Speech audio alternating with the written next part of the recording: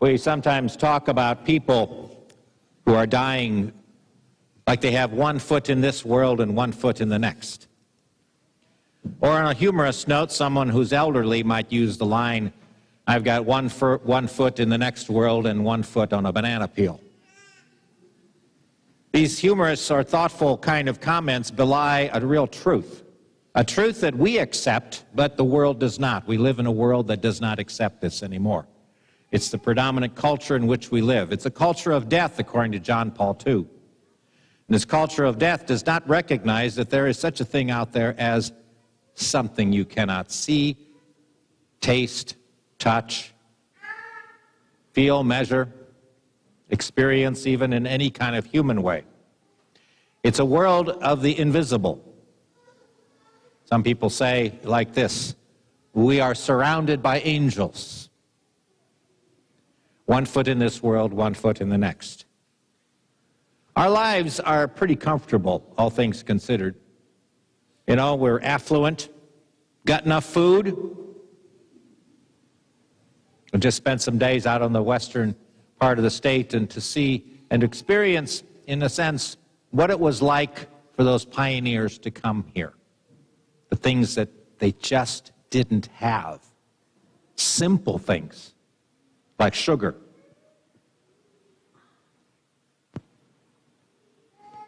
How much we are so blessed. We've got shelter, we've got comfort, we've got time for entertainment. To live on the plains in those days was to have, if you were lucky, the only entertainment might be your mother singing while she's making something to eat. We have time to get away, we have another home, we have boats, we go fishing, we go hunting. We have second homes. That's the leg in this world, but you know, really, the world has grabbed us so much and made it so shiny and so beautiful that we actually like to have both legs in this world. And we don't really think about that other side much. Oh, we might bow to God a little bit here in church when we come on the weekend, but in reality, we're living in a world where we don't pay much attention to Him anymore during the week. The goal would be to pay attention to Him more, because there is a whole world out there that is invisible to us. And we might ask the question then, if that world out there cannot be experienced, then maybe I'm living in a world right now, a culture, that says it doesn't exist because it only trusts one thing. It only trusts science. It only trusts the things that we've come to depend on. What's the salvation today? Who is the Savior today? Dr. Fauci. He's the scientist. He's been doing this almost entire life, dealing with pandemic. He becomes the face of science then in the midst of controlling this thing out there called the COVID virus. What is real turns itself on its head when we start looking at things like the Beatitudes. And it starts saying the things that we think are not real in this world are really the things that are important and real. We can take a look at ourselves and we might just say, what is it that we spend most of our energy on? What is it we spend most of our time on? Well, obviously, it's the work that we do every day. But it should be the kind of work that doesn't just give us what we want.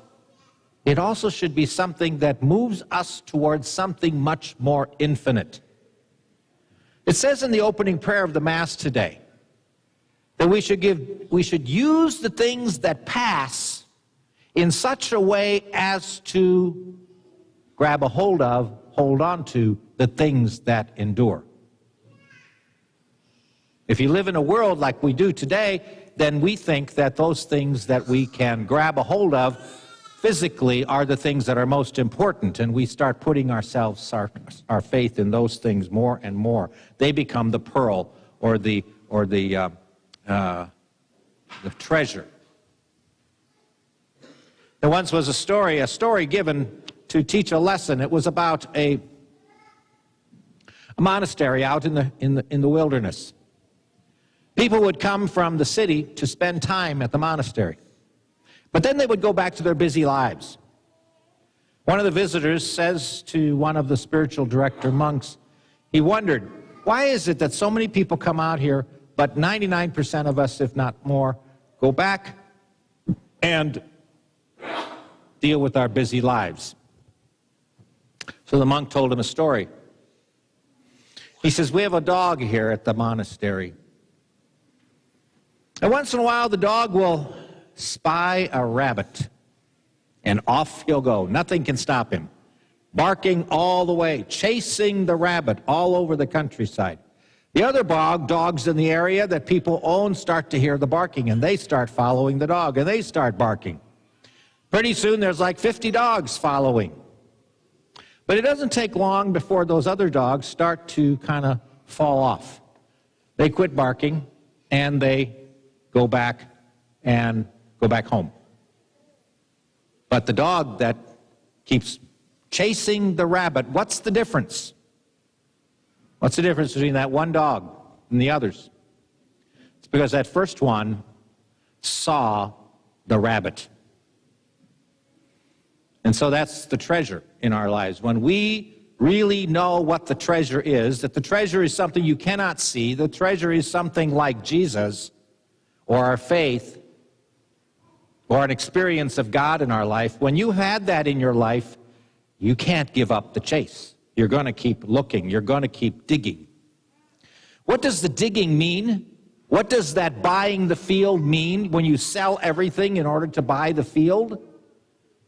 You know, the background to that is similar to our laws today. If you find something, it's not yours unless you really own the property on which it was found. You might discover oil, but if it's on somebody else's property, obviously it's their oil, if they have the oil rights. So consequently, you had to buy the field. What's that mean? In spiritual terms, that means detachment. That means start looking at the world that you live in now as passing, the things that pass.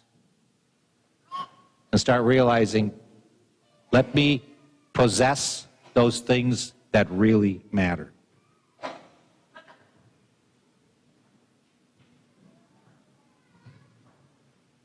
This is what has me caught. Think about that. You know, why, after 35 years, I'm still doing what I'm doing? I mean, in the 35 years I've been a priest, I've gone through one hell of a lot of crap. The church I joined, I became a priest in 1981, doesn't reflect at all what it is today. From one crisis to another, from one problem to another, from one financial issue to another, and now the pandemic. Why am I still doing this? Something must have me caught. This morning in my reflection things that I pick up from Bishop Barron, he had a quote that was from an author that I thought was kind of cute, but also to the point. He quotes this guy by the name of Joseph Campbell.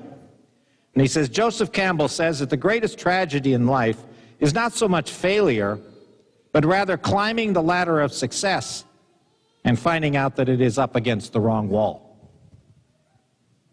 And he goes on to say, Bob Dylan has reflected ruefully on the same phenomenon when he said, you find out when you reach the top, you're on the bottom. We can spend our entire life pursuing goals that are worthless, or even goals that are objectively good but not ours, or better, not Christ's for us. I'm reading a book right now by the president of the University of St. Mary's. Where's that at? North Dakota? North Dakota. And he gave a talk at a convention I was at. And so he said he promised us that he would give us a copy of the talk, and we never got a copy of the talk. Well, about almost a year later, we get his book. He wrote a book on the topic. He contrasts the apostolic age versus the age of Christendom. Christendom is the age that we are mourning the passing of. Christendom was when Christianity dominated. When you got up in the morning, you went to church on Sundays because everybody else did. When you sent your kids to a Catholic school, you could almost guarantee that they're probably going to be Catholic after that. Unless they marry a good, strong Protestant who pulls them over to their side, the dark side. But anyway, over to their side. Most of the time, religion isn't challenged. Look at what's happening today. Everything is being torn down. All the stuff you thought was solid, Mount Rushmore, our presidents in the past, Abraham Lincoln. There's a movement out there to tear it all down. That's because Christendom is no longer in existence. This is the apostolic age we're living in. This is more like the age of the time of the early church, when they were fighting a Greek and Roman culture that was very much against it, did not believe in it, liked multiple gods, didn't have really the morals that the Christian religion was starting to put in. One of the lines from the New Testament I thought was like, or maybe it's one of the church fathers, they criticize us because we don't share our wives. What's that mean? Well, they were bed hopping back then in that culture, just like it happens today in so much of this culture. Where's that value we have? So the values then that we have end up becoming much more heroic, because you're sitting in the midst of a culture that is no longer happy with us. We approach the whole question about pro-life discussions with the idea that says, it's really a human being. How can you do this? That objective statement doesn't fly in a culture that says, I'm the center of everything, and I decide what's right for me. There's no such thing as objectivity in that particular culture.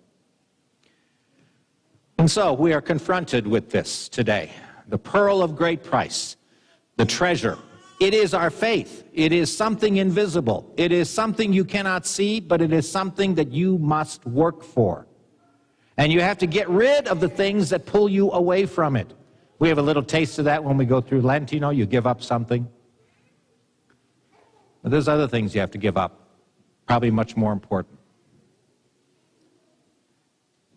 Long after my name, which was engraved on some tombstone, is unreadable, and every mark that I ever made on this world is completely and totally forgotten, I am hoping and praying that I will have had that pearl of great price in my possession, so that I can enjoy everything that it means.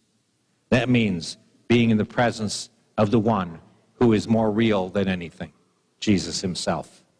And it's there, and that spells happiness.